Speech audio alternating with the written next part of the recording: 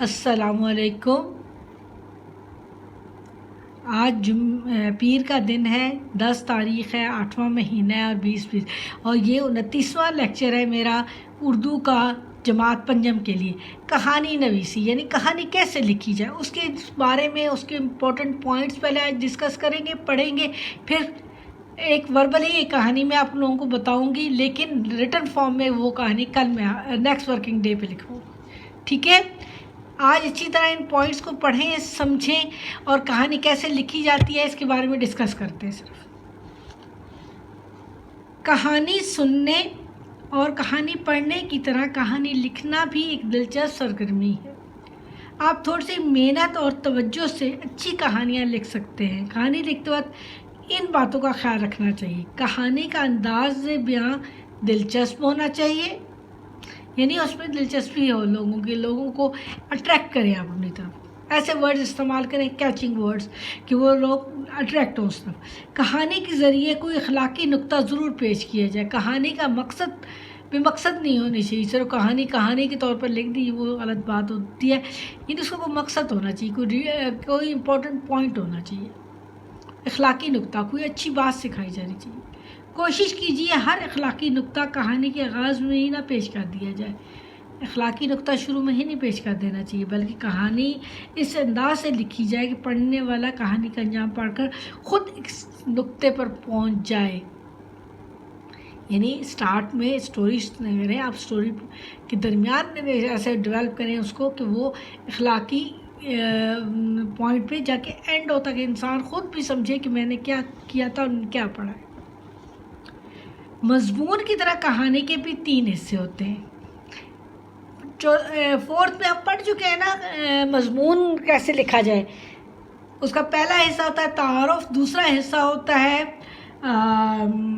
معلومات اور وہ جو وضاحتیں پیش کی جاتی ہیں، مثالیں دی جاتی ہیں، اس کو کہتے ہیں، اور تیسرا ہوتا ہے ختم کیسے کیا جائے، ٹھیک ہے؟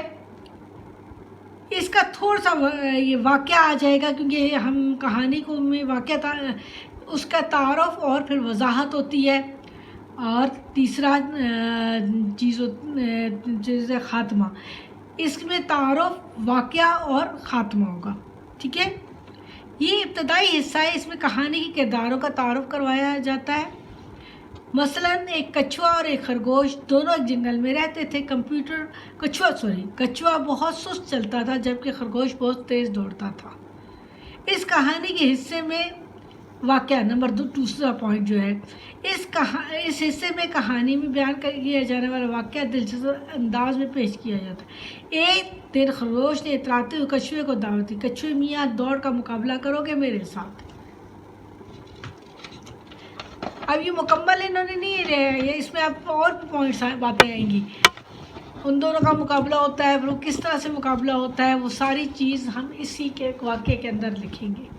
پھر اینڈ پہ ہم بتائیں گے کہ ہم کیا چیز آپ لوگوں کے سامنے لانا چاہتے ہیں اور کس مقصد سے ہم نے یہ کہانی لکھی ہے۔ یہ کہانی کا آخری حصہ انجام، آخری حصہ ہوتا ہے، اس میں کہانی کا حاصل سامنے آ جاتا ہے۔ اپنے انجام سے خرگوش نے سبق سیکھا کہ غرور کا سر ہمیشہ نیچا ہوتا ہے۔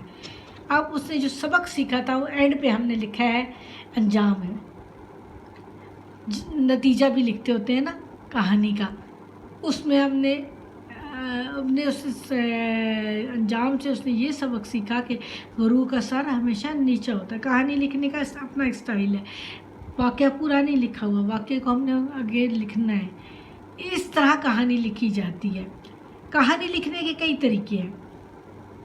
سب سے پہلے اشاراتی کہانی لکھنا سکھایا جا رہا ہے۔ اس میں ہمیں اشارے دیے جا رہے ہیں اور ان اشاروں کی مدد سے ہم نے کہانی لکھنی ہے۔ عمر اور دانش 2 دوست ایک ہی گاؤں میں رہتے تھے۔ عمر اور دانش 2 دوست تھے، پڑوسی تھے اور ایک ہی گاؤں میں رہتے تھے۔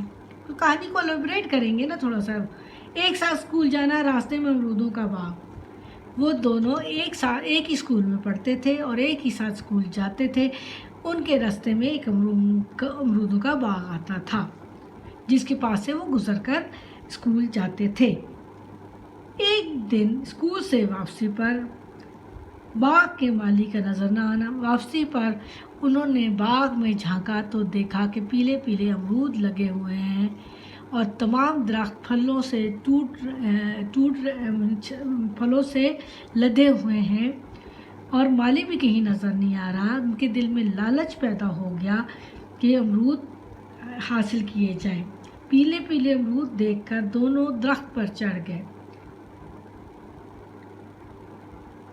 دونوں نے جب دیکھا کہ مالی بھی نہیں ہے اور بہت اچھا پھل لگا ہوا ہے درختوں پر، پیلے پیلے امرود دیکھ کر ان کے دل میں لالچ پیدا ہوا اور وہ دونوں درخت پر امرود حاصل کرنے کے لیے چڑھ گئے۔ مالی کے کتے کا بھونکنا، مالی کا ڈنڈا لے کر آنا۔ اسی وقت جب وہ درخت پر چڑھے ہوئے تھے تو مالی کا جو کتا ہوتا ہے، ساتھ اس کا رکھوالا ہوتا ہے، اس نے بھونکنا شروع کر دیا۔ مالی نے جب دیکھا کہ کتا کن پر بھونک رہا ہے، مالیوں کو اندازہ ہوتا ہے نا کہ کتا کس پر بھونک رہا ہے، اس کو اندازہ ہوا کہ کوئی پھل چوری کر رہا ہے، فوراً بھاگتا اور ڈنڈا لے کر آیا اور اس نے ان دونوں کو پکڑ لیا۔ والدین سے بھی شکایت کی، دونوں کو بہت سخت سزا ملی، چوری کی بہت سخت سزا ہوتی ہے۔ والدین نے انہیں ڈانٹا ڈپٹا اور ان کو سزا دی کہ آپ نے ایسی حرکت کیوں کی، امرود کھانے کو دل چاہ رہا تھا، آپ خرید لیتے، آپ پیسے گھر سے لے جاتے، آپ کا ماں باپ سے کہتے کہ آپ ہمیں وہاں سے امرود منگا دیں، یہ کون سا طریقہ ہے کہ آپ چوری کرنے لگے۔ اس حرکت پر انہیں سزا ملی، اور جب ان کو سزا ملی تو انہیں احساس ہوا کہ ہم سے غلطی ہوئی ہے، ہمیں ایسی حرکت نہیں کرنی چاہیے، برے کام کا برا انجام ہوتا ہے۔ اس وجہ سے انہوں نے برے کاموں سے توبہ کر لی۔ کہانی کی سمجھ آئی بچوں؟ آسان ہے، لیکن اب اس کو پریکٹس کریں، پڑھیں، ان چیزوں کو ذہن میں رکھیں، ایک دو دفعہ ریڈنگ ضرور کریں، سمجھیں، پھر میں آپ کو انشاءاللہ یہ کہانی لکھواؤں گی۔ جس طرح یہ ہیڈنگز دی ہوئی ہیں نا، اسی مطابق سامنے رکھ کر آپ لوگوں کو لکھواؤں گی، ٹھیک ہے؟ اللہ حافظ۔